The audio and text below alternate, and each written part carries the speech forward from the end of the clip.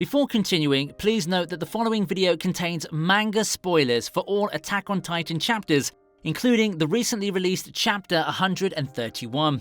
Now, I've done a few Attack on Titan videos so far, and the one thing I realize over and over again as I analyze the chapters or characters of Attack on Titan is that Hajime Isayama, the author of the manga, clearly knew what he should plan as the ending for the series ever since its premise. There's subtle symbolism, clear hints in the dialogue, or even some hidden meanings and ideals behind each character's thought process. Saying Attack on Titan is a masterpiece is just like me being a regular fanboy and ranting about how great the story is.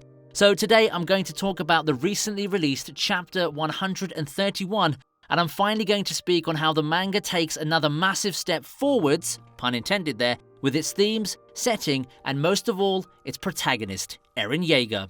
Let's start with the beginning of the chapter then, shall we? After nearly 4 chapters, we finally get to see things from Eren's perspective once again. 4 chapters might not be a great amount for a normal manga, but when these chapters only get released once a month, it feels like a damn long time since we saw our favourite character. To be honest, the sight of Eren Yeager isn't a pretty one, especially by the opening scene of the manga chapter. In the first few panels, we see 2 boys, Halil and Ramzi, in the city of Mali moments before the colossal titans trample it. Now, you may recognize one of these boys from the previous chapters. We once again saw him in one of Eren's memory shards back when he enters Paths with his half-brother Zeke.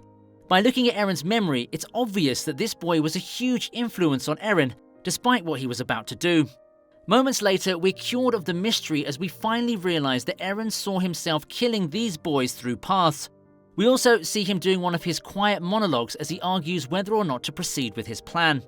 Now, these few panels show that Eren always had doubts about the path he was about to take, and him saving the boy from the attackers and later apologizing shows us that he isn't in complete agreement with his plan either. And not to mention that this was the very first time we saw the effects of the rumbling in real life, and of course, it was nothing pretty. In one of my previous videos, I mentioned how Eren Yeager's character arc is about him getting overwhelmed by his flaws and eventually turning into a villain, but there were still hints of reversal within him. But this chapter dropped the final evidence against Eren being the villain, and not just a normal 2-sided anime villain. He'll go down as a mass murderer, a man who committed genocide, and a man who can't get any redemption. Every villain has a thought process, but there's no reason why anyone would become a villain just for the sake of it. So what was Eren's end goal? Was it the freedom of paradise that he wanted?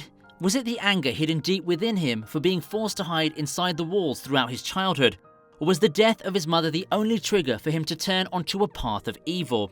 Each of them would be a valid reason for Eren's current behaviour, but the main and most integral reason behind Eren's change of motivation can be explained in a single word: freedom. Freedom's been the main running theme behind Attack on Titan. Even the show starts with the image of a flying bird, a bird that flies beyond the walls compared to the humans who are stuck inside it. At the beginning of each episode, in the first arc, we hear Armin's words on how humanity's trapped like cattle inside the walls. Eren's very reason to join the Survey Corps and kill the Titans is to grant people their freedom. The word freedom is repeated so many times in all of the seasons, and that's because it's the very central theme of Attack on Titan.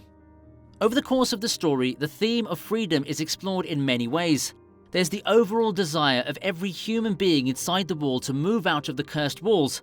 Then we can see how the Eldians stripped off the freedom of Malians and used them as Titans to attack the wall.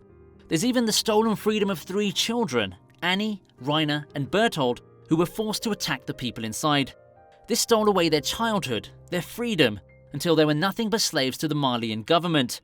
In chapter 115, Eren calls Mikasa a slave, a woman without freedom. He even insults Armin, claiming that he's been influenced by the memories of Berthold. And at the end of their conversation, Eren claims that he isn't even a slave, and that he's finally free. We see the same quote in a different way in chapter 131. We see a picture of a more childish version of Eren extending his hands to the sky and claiming he's finally free. I think this is the most integral part of the whole chapter, or perhaps the whole arc. Unlike other arcs or the main story itself, Isayama here explores a different side of freedom, the freedom of an individual. So what did I mean by the freedom of an individual? Let's travel back to the first season now, shall we? I want to travel back to an almost minor scene that many people leave ignored. It happens when Eren's Titan goes mad, hits himself, and falls to the ground unconscious. Then we see Armin's attempt to bring him back by attacking his nape. Shortly after that, we're shown the visuals of Eren inside his house again. Everything is perfect. His father, mother, and even Mikasa are leading peaceful lives, and there's no threat of the Titans nor any other threat at all. So in other words, aren't all of them free? Eren has everything he deserves. He has his parents alive and Mikasa beside him. So what else could he possibly ask for? But this is the moment Isayama shows to us that Eren deserves something more. As Armin speaks to him, he realizes that this isn't the freedom he wishes for.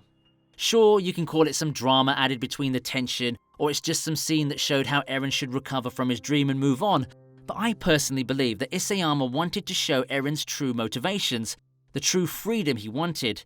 If we can skip back to the final episode of the first season, you can remember what Eren says after defeating the female Titan.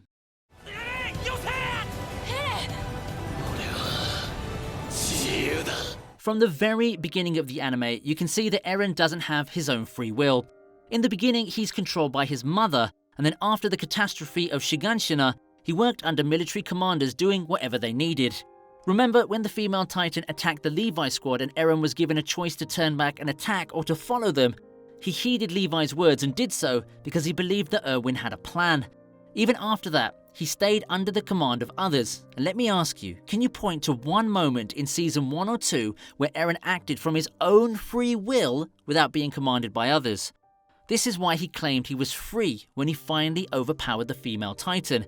He was the most powerful Titan ever to exist in that moment. He had the ultimate power and there was no one to stop him. He was indeed free to do whatever he wanted. If he wanted to kill Annie by eating her, yes, there was no one there to stop him. The first time he did so was back in Season 3 when they were trapped inside the cave. He acted out of his own free will to save his friends, and this time he actually managed to save them without bringing them trouble. So let's say Eren was a slave so far, but the moment he pulls the Uno reverse card is after he learnt about their past through Historia. Eren finally understands that no one in their cursed history had the free will to do what they want. The royal family continued their tradition and hid the truth from the people inside the walls. Children like Annie, Reiner and Berthold were forced to carry out missions for their government. The islanders would be slaves forever, and most of all, Historia would be forced to bear children for the sake of others. For Eren, you can tell that this was the limit of his patience. He was a child who never had his freedom, a teenager who never had the ability to do what he wanted, but he wasn't going to die as a slave who had no freedom at all.